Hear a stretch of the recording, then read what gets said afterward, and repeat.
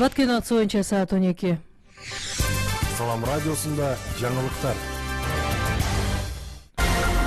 Баткенден салам, кезекте жаңылыктар алгач негизги окуялар жөнүндө. Прокурордун өлүмү боюнча ишти президент жеке көзөмөлүнө алмай болду. Чек арада окуучуларга машыгуу болду. Баткенде шифер чыгаруучу заводдун курулушу башталды. Ушул жана башка жаңылыктардын кеңири топтомун уга аласыз. Облус прокурорунун өлүмү боюнча ишти президент жеке көзөмөлүнө алмай болду. Мындай маалыматты Баткен облусунун прокурорунун өлүмүнө шектүү катары кармалып турган Мелис Калыковдун апасы Гүлбара Абдрашитова билдирди. Анын айтымында прокурордун өлүмүнө шектүү катары Ош шаарындагы тергөө абагында 2018-жылдын ноябрь айынан бери кармалып турган Мелис Калыковдун иши боюнча 20 февраль күнү президент Сооронбай Жээнбеков Кадамжай районунун калкы менен жолугушууда жакындары президентке кайрылган.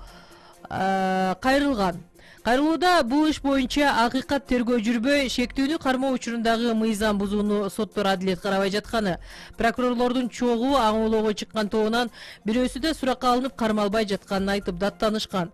Кайрылууну угуп арызды кабыл алган президент бул ишти жеке көзөмөлүнө алары убадаланды, дейт Мелис Калыковдун апасы Гүлбара Абдрашитова.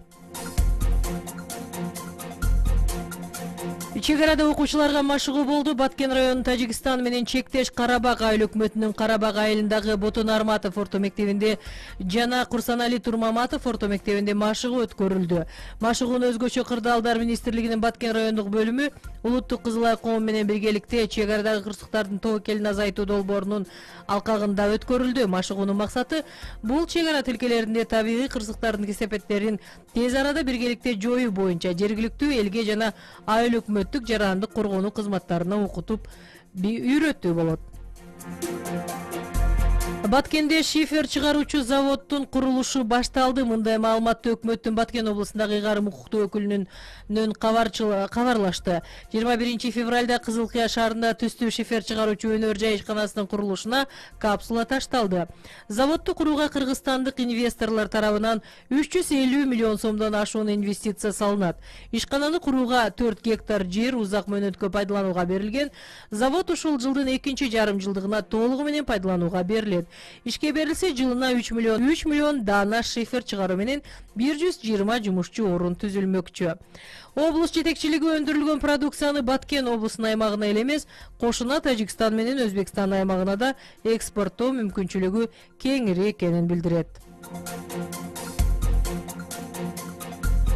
Кызыл Кыя милициясы мектеп окуучуларына спорттук оюндарды уюштурду. Кызыл Кыя шаарындагы орто мектептин окуучуларынын ортосунда биз кылмыштуулукка каршыбыз деген ураанда спорттун волейбол түрү боюнча мелдеш мекенди коргоо күнүнө карата өткөрүлдү.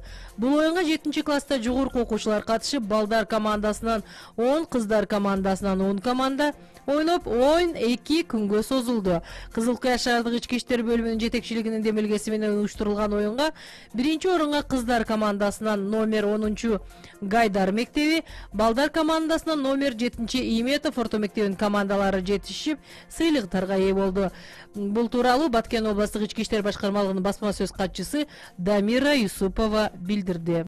23 февраль мекен коргоо күнүнө карата Кызыл Кыя шаарындагы орто мектептер арасында мектеп окуучуларынын ортосунда спорттун волейбол түрү уюштурулду. Бул демилгени Кызыл Кыя шаардык ички иштер бөлүмүнүн жетекчилиги уюштуруп, бул оюн 2 күнгө созулду. Кыргызстанда калк 6 миллион 400 миңге чукулдады. 2019 жылдын 1 январына карата Кыргызстандын калкынын саны 6 миллион 389 миң 500 деп эсептелди. Бул тууралуу Улуттук статистика комитети билдирди. Учурда элдин облустарга, райондорго, шаарларга карата катышы жана улуту жынысы курагы боюнча такталып жатат. Ошондон кийин гана кенен маалымат жарыяланат. Өлкөдө калктын саны 2016 жылдын 1 январында 6 миллион 20 миң деп саналган. Кызыл Кыяда 150 үй бүлөгө жардам берилди. Мындай маалыматты шаардык бийликтен кабарлашты. Кызыл Кыя шаардык мэриясы аз камсыз болгон 150 үй бүлөгө азык-түлүк жагынан жардам берди. Ал үчүн шаар казынасынан 150 миң сом каражат бөлүнгөн. Бул иш-чара социалдык адилеттүүлүк күнүнө карата жарыяланган 1 айлыктын алкагында өткөрүлдү. Кызыл Кыя шаарында жалпы 2000ге жакын социалдык жактан аз камсыз болгон үй бүлөлөр болсо, аларга да даталуу күндөрдө ар тараптуу жардамдар берилип турат. Сиздер Салам радиосунун жаңылыктар кызматы даярдаган жаңылыктар менен таныштыңыздар. Эми бүгүнкү күнгө Айыл банкы белгилеген валюта курсу менен таанышып алыңыздар. Бүгүнкү күнгө 1 АКШ доллар 69 сом 65 тыйын, ал эми сатуу 69 сом 80 тыйынды түзөт. 1 евроны сатып алуу 78 сом 55 тыйын, сатуу 79 сом 55 тыйын.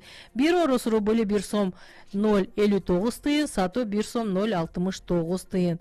Сиздер Салам радиосунда жаңылыктар менен тааныштыңыздар. Саламыбыз түз болсун.